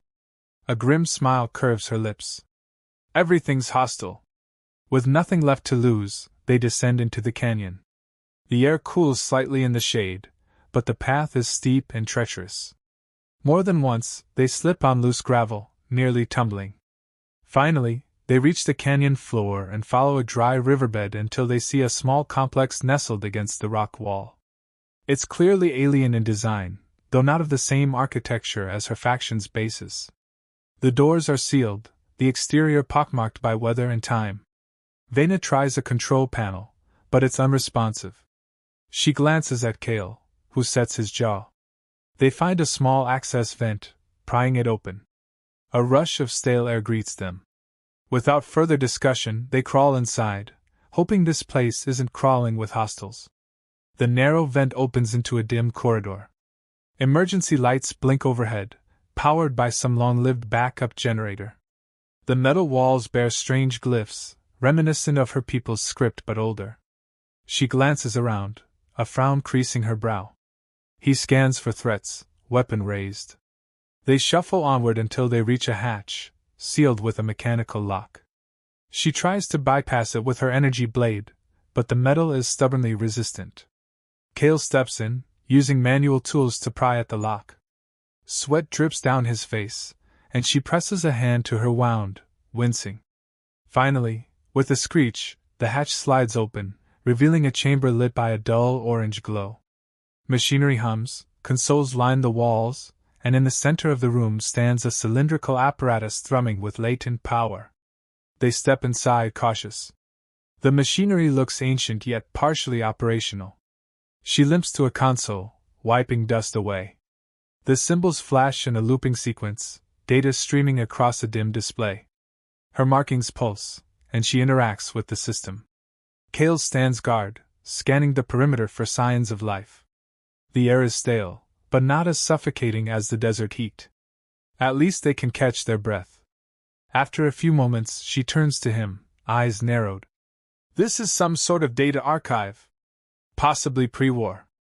Whoever built this place abandoned it, but the power core still runs at low capacity." He steps closer, ignoring the pain radiating from his ribs. "Can we use it for shelter?" She nods. "It's better than roasting out there. Maybe we'll find medical supplies." He helps her search the adjoining rooms. They find a small infirmary with ancient equipment. Most of it is unrecognizable to Kale, but Vena examines the labels, rummaging through storage cabinets. Her lips purse when she finds a half-buried container of medical vials. She scans them with a handheld device, letting out a relieved breath. "This might work," she says quietly, injecting something into a portable hyposyringe. "It's designed for my people's biology. Could help stop the infection from setting in." He nods, watching as she injects herself. She grimaces at the sharp sting, but a moment later, her posture straightens slightly, tension easing from her features. She hands him a different injector labeled for humans. He eyes it warily. "You trust this?" She smirks. "Your choice." He debates for a moment, then injects himself. A rush of relief spreads through his battered body. The pain in his ribs dulls to a manageable ache. He exhales, feeling almost grateful. For a time, they both linger in the infirmary, letting the medication work its way through.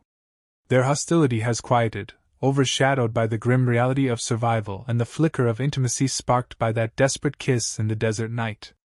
They find a small storeroom with rations far past their expiration date. Vena examines the packaging, grimacing. Kale shrugs, rummaging through until he finds a few that might still be edible. They share a meager meal, sitting on the cold metal floor, backs against the wall. Neither speaks much, worn down by pain and exhaustion. At one point she rests her head back, eyes fluttering closed. He watches her, feeling an unfamiliar pull in his chest. She feels his gaze and opens her eyes, luminous lines flickering. For a moment, they just stare at each other across the cramped space, memories of that bruising kiss hovering between them. She shifts slightly, tugging at the collar of her bodysuit, exposing a sliver of collarbone where faint bruises are forming. A part of him wants to close the distance, to feel that electric charge again, but he forces himself to remain still. They're in no condition for another confrontation, physical or otherwise. Night falls outside, though it's hard to tell inside the base. The hum of the power core resonates through the corridors. Vena stands leaning on a console, fiddling with ancient scripts in an attempt to learn more about this place. Kale patrols the perimeter, checking if there are any other entrances or structural weaknesses. Each time he glances at her, he feels a mixture of frustration and attraction, an emotional whiplash that leaves him off balance. Finally, they regroup in the central chamber, where that cylindrical apparatus quietly thrums. She sets a hand on it, feeling the vibration. He approaches, curiosity piqued. She glances at him, eyes haunted. "This facility was part of an old research program," she says. "Something about genetic manipulation, maybe weaponizing certain species. The data is incomplete." He narrows his eyes. "Your people's project?" She shakes her head. "I'm not sure. Could be an older faction. My people may have built on whatever was started here." He runs his fingers along the console. "Any of it still functioning?" She shrugs. "Not in any meaningful way. But the power source is stable. We have energy for lights, maybe some basic systems." He exhales, the constant ache in his ribs reminding him how fragile this respite is. "Guess we stay here until we heal, or until someone finds us." She inclines her head, luminous lines dimming slightly. "We should secure the entrances. Set traps if necessary." He agrees. Together, they work to barricade the main hatch, rigging a few makeshift alarms in case of intruders. The process is laborious, and each minor exertion sends jolts of pain through their battered bodies. Still, they persevere. By the time they're done, they're both exhausted, propping themselves against the metal walls to catch their breath. They find a small room with what might have been sleeping quarters. 2 narrow cots, ancient but somewhat serviceable, line opposite walls. Without a word, they each claim one. Silence settles in the stale air, broken only by their breathing.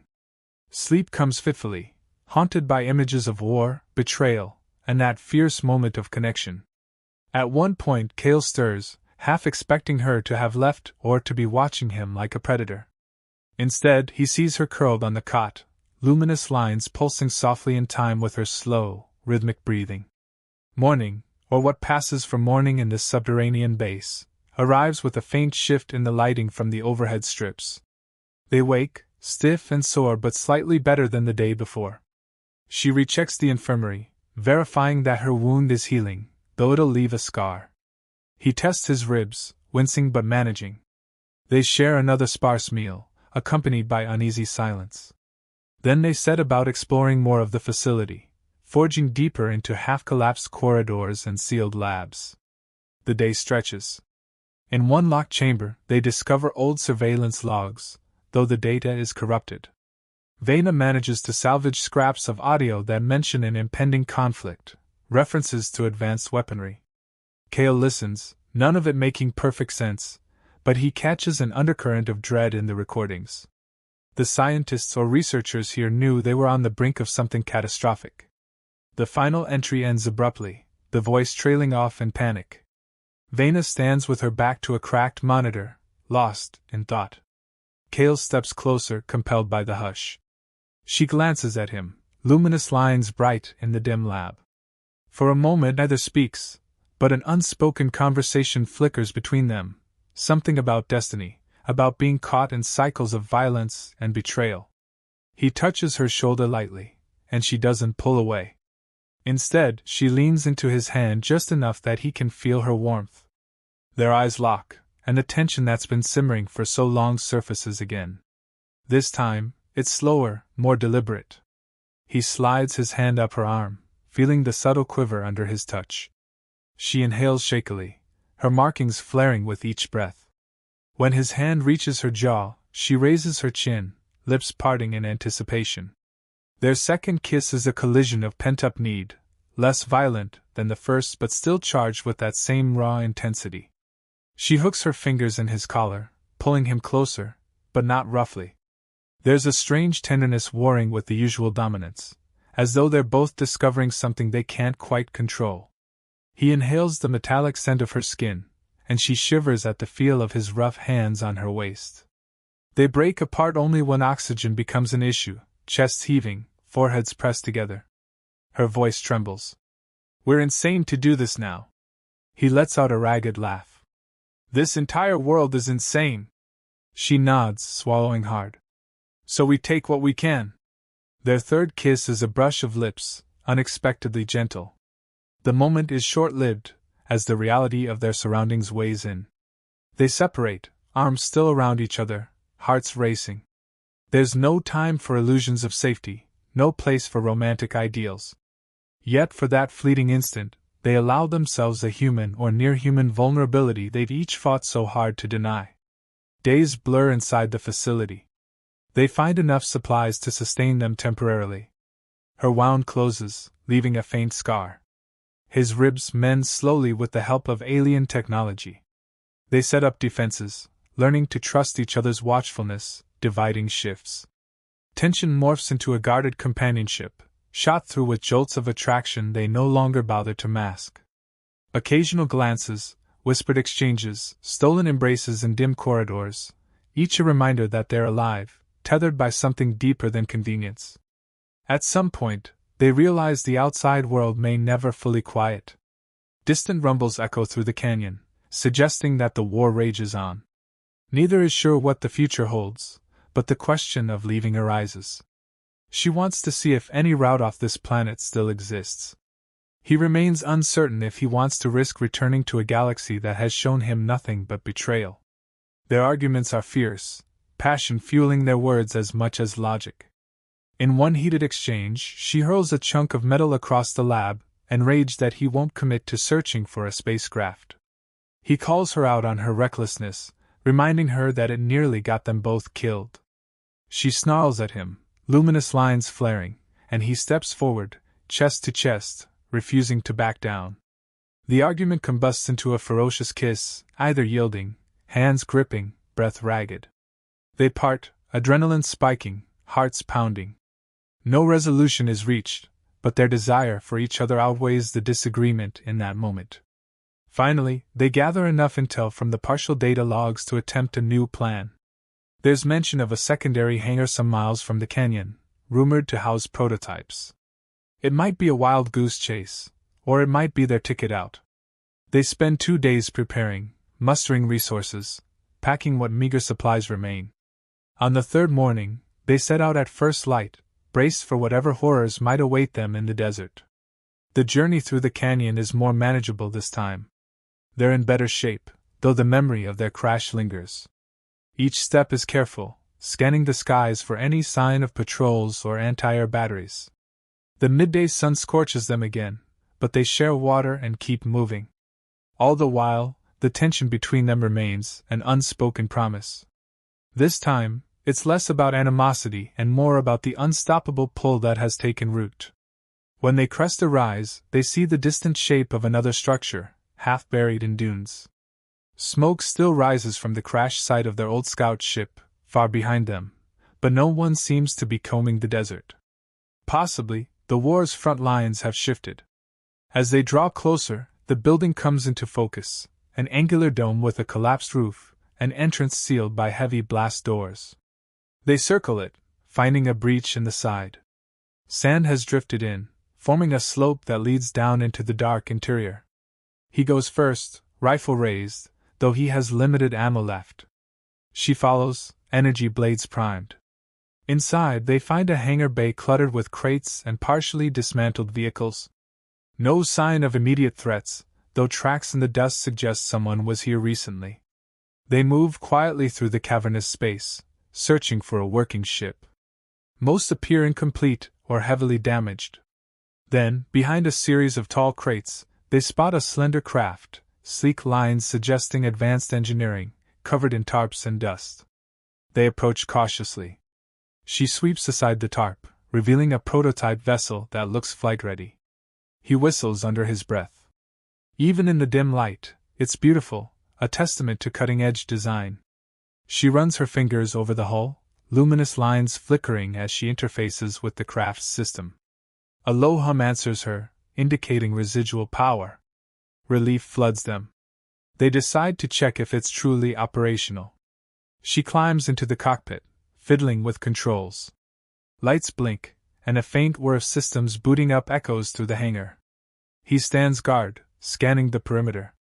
Then a sudden clatter sounds from behind a nearby stack of crates. They tense, exchanging a look. He mouths, "We're not alone." They converge on the crates, weapons ready. A gaunt figure emerges, a scavenger or rogue soldier, face streaked with grime. He brandishes a pistol, eyes wild, demanding in a raspy voice that they step back. Vena tries to calm him, but he fires a warning shot that ricochets off the hangar wall. Cale hisses for him to stand down. The tension escalates. The man's eyes flick to the prototype ship, and he shouts something about it being his ticket out. Vena's markings flare as she readies her blades. Cale tries to reason with the man, but desperation has pushed him beyond logic. He fires again, this time grazing Cale's shoulder. Rage flares in Cale's eyes. He returns fire, hitting the man in the leg. The scavenger collapses, screaming. Vena moves in, disarming him with a swift kick. The man pleads for his life, babbling about the horrors he's seen, about needing to escape. Blood seeps between his fingers as he clutches his wound. Cale grimaces, uncertain. Part of him wants to leave the man behind. He's a threat, after all. But another part remembers all the times desperation drove him to acts of violence. Vena's lips thin. She eyes Cale, waiting for his verdict. He kneels beside the man, forcibly removing the pistol. Then he tosses a med kit onto the floor near him. "Bandage yourself," he mutters. "We won't kill you! But you can't come with us." The man's eyes fill with pain and betrayal. "You can't leave me here." Vena's gaze flicks away. "We have no room. You'll slow us down." Her words are cold but true. They move away, ignoring his curses and pleas. Time is short, and if the craft can fly, they must seize this chance. She powers up the ship's engines while Cale checks the hangar doors. They're sealed, but partially rusted. He locates the controls, managing to force them open enough for the ship to pass through. The battered desert light spills in, framing their exit. The engines roar to life, scattering dust. The wounded scavenger scrambles back, clutching his bandaged leg. Cale spares him one last glance, a grim resignation in his eyes. He climbs aboard, securing himself in the co-pilot seat. Vayner runs pre-flight checks, luminous lines glowing in tandem with the console. The thrusters vibrate, preparing for liftoff. She looks at him. This is it. He meets her gaze. Let's go. With a surge of power, the prototype ship hovers above the hangar floor. Vayner maneuvers it toward the partially open doors. The craft squeaks through the gap, emerging into the glaring desert sun. Sand kicks up in swirling clouds as they ascend. The crippled scavenger watches from below, reduced to a speck in the swirling dust. Angling the nose skyward, she pushes the throttle, and the ship climbs higher, leaving the canyon floor behind. As they soar above the arid landscape, they spot columns of smoke in the far distance. The war rages on, but here, in this stolen moment, they're free. The tension inside the cockpit is electric, a mixture of triumph and uncertainty. He glances at her, recalling how they met, how they tried to kill each other, how they were forced into alliance, and how that alliance evolved into something neither can fully name. She sets a course, scanning frequencies for any sign of blockade or friendly harbor. The ship's systems respond smoothly, thanks to whatever advanced design underlies its architecture. They pass the charred remains of their old crash site, a grim reminder of how close they came to dying. He wonders what lies beyond the horizon, whether they'll find a safe haven or be shot out of the sky once more. Vayner breathes slowly, tension in her shoulders easing as the desert recedes beneath them. She spares him a sideways glance, and in that fleeting moment, they share an unspoken acknowledgement of everything that has passed between them. There's no going back to the people they once were. War and circumstance have forged a bond in blood, betrayal, and unexpected desire. He reaches out, placing a hand on hers. She startles slightly, then laces her fingers with his. Their grip is firm, speaking volumes in a single gesture. The future remains uncertain, but they've found something that feels unbreakable in a universe where everything else crumbles. As the ship clears the desert's edge, the horizon opens up, revealing a battered but still living world beyond. It's not a promise of peace, but it's a chance to carve their own path out of the wreckage of war. They share a silent understanding that what began as a brutal challenge in a ruined arena has transformed into a bond neither expected. She meets his eyes, and for once, neither wears a mask of hostility. She speaks, voice low and resolute. Let them come. We'll face it together. He nods, tightening his grip. Together. And so they vanish into the sky, leaving behind the ghosts of the arena, the smoldering ruins of a city consumed by conflict, and the scattering sand that once witnessed a clash of wills. Their journey has been scarred by violence, fueled by desperation, and ignited by a passion neither wanted to admit. Now, with the world behind them and the cosmos stretched out ahead, they embrace the uncertain horizon as one. In the silence that follows, she guides the prototype ship toward a future neither of them can fully predict. Yet for the first time, they feel something like hope, or the closest approximation warforged souls can allow. The scorching desert sun fades to memory. The horizon beckons with the promise of new battles and new beginnings. For now, at least, they've earned this moment, free from the shackles of old vendettas. She meets his gaze, a final electric spark passing between them. He lifts their joined hands, pressing her knuckles to his forehead in a gesture of respect and something far more profound. Her luminous markings flare, reflecting a heartbeat of raw emotion. No more words need to be said.